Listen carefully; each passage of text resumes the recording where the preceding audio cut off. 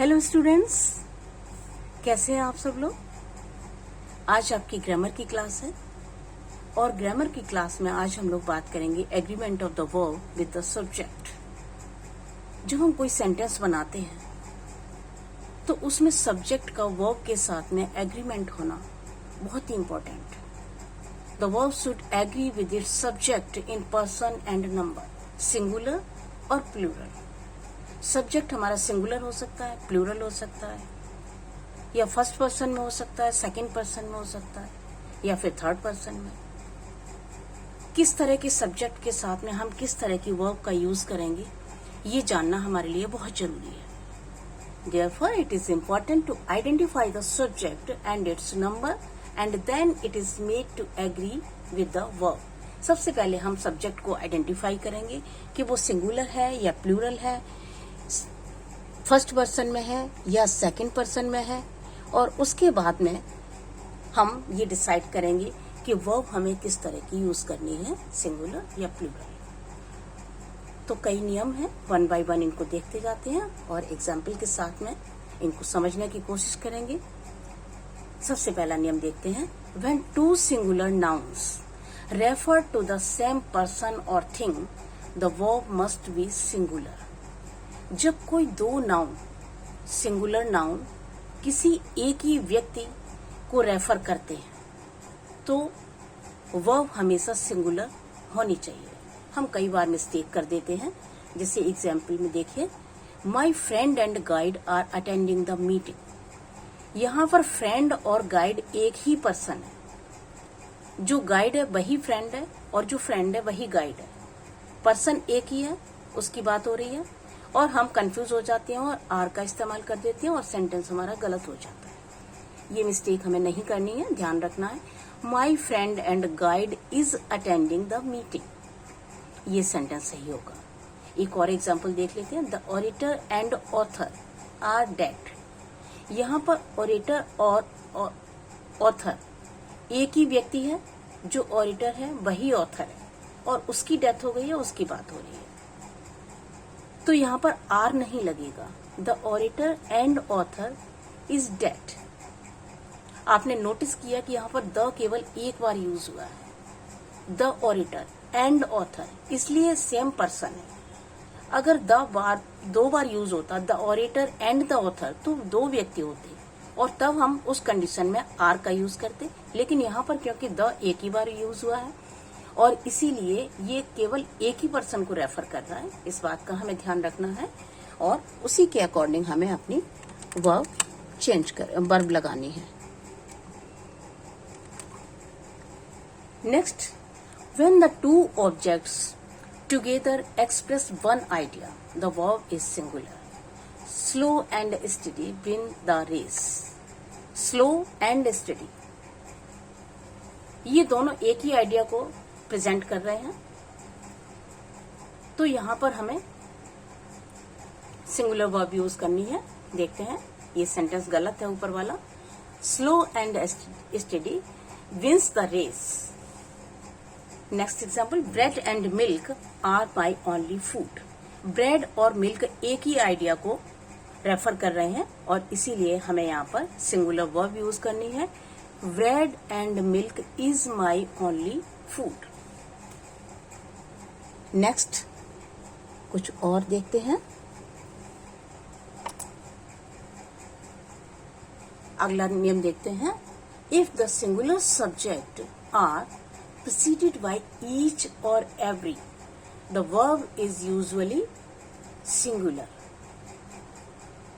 Singular subject के पहले जब ईच या एवरी वर्ड यूज होता है तब हमेशा हमें वर्ब सिंगुलर में रखनी है। Every man, women and child were saved, हमें ये मिस्टेक नहीं करनी है। यहाँ मैन, वुमेन, चाइल्ड की बात हो रही है, एवरी लगा हुआ है, इसलिए यहाँ पर सिंगुलर वर्ब यूज होगा। Every man, women and child was saved. Each day and each night add to his worries. Each day and each night adds to his worries, यहाँ पर each night and each day दोनों के पहले each लगा हुआ है, तो हम वर्ब सिंगुलर में यूज करेंगे। नेक्स्ट,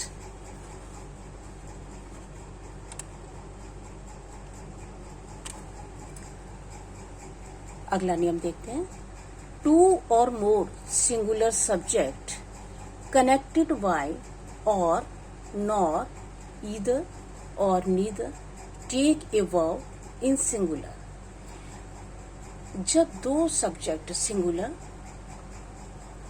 सब्जेक्ट और नॉर ईदर या नीदर से कनेक्ट होते हैं, तब हमेशा हमें वहां पर सिंगुलर वर्ब यूज करनी है। नो मैन और women were left unattended. No man और वुमेन, मैन और वुमेन की बात हुई है, लेकिन हमें यहाँ पर वर्ब सिंगुलर यूज करना है क्योंकि ये दोनों और से जुड़े हुए हैं। नो मैन और women was left unattended. Neither you nor your friend were present. Neither you nor your friend, न तुम और न तुम्हारा मित्र, वॉज प्रेजेंट, यहाँ पर वॉज लगेगा, वर नहीं लगेगा।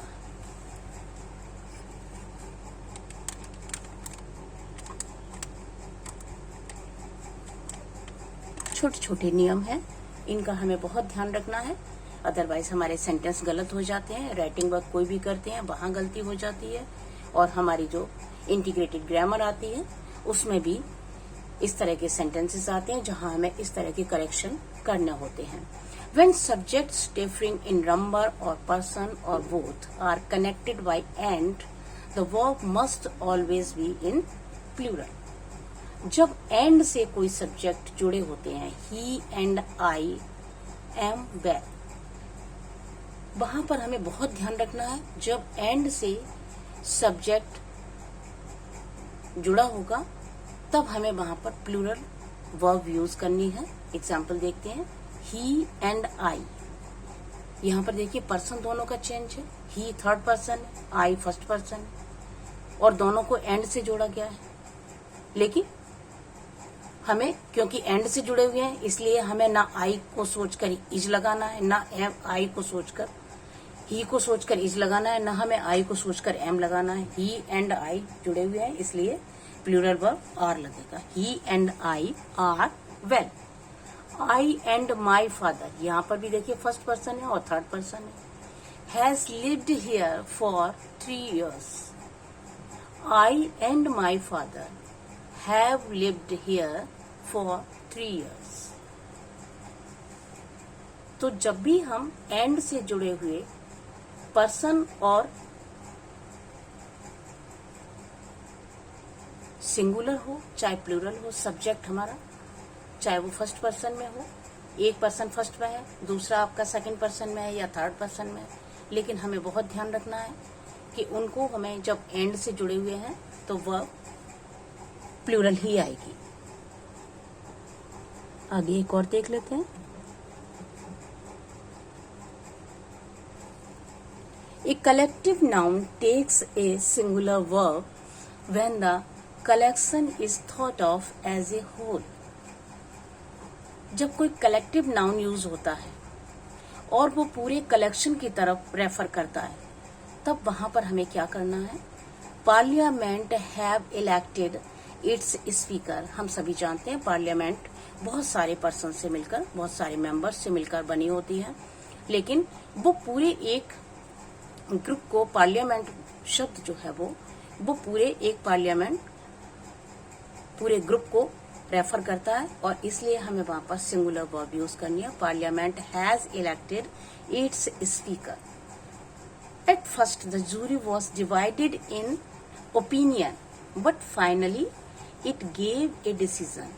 दूसरा सेंटेंस देखिए, यहाँ पर जूरी ये भी एक ग्रुप होता है, लेकिन यहाँ पर ये जूरी के अलग अलग मेंबर को रेफर कर रहा है। At first the jury were divided in opinion. यहाँ जूरी के हर मेंबर की बात हो रही है कि वो अपने ओपिनियन में डिफरेंट थे, और यहाँ पर हमें सिंगुलर यूज नहीं करना, वर्ब यहाँ पर प्लूरल में आएगी, तो वर यूज किया गया है। But finally it gave a decision. At first the jury were divided in opinion, but finally it gave a decision. So आज हमने कुछ नियम देखे, हम इनका ध्यान रखेंगे और प्रैक्टिस करेंगे। ग्रामर में प्रैक्टिस बहुत इंपॉर्टेंट है, प्रैक्टिस करते रहिए। Have a nice day. Thank you.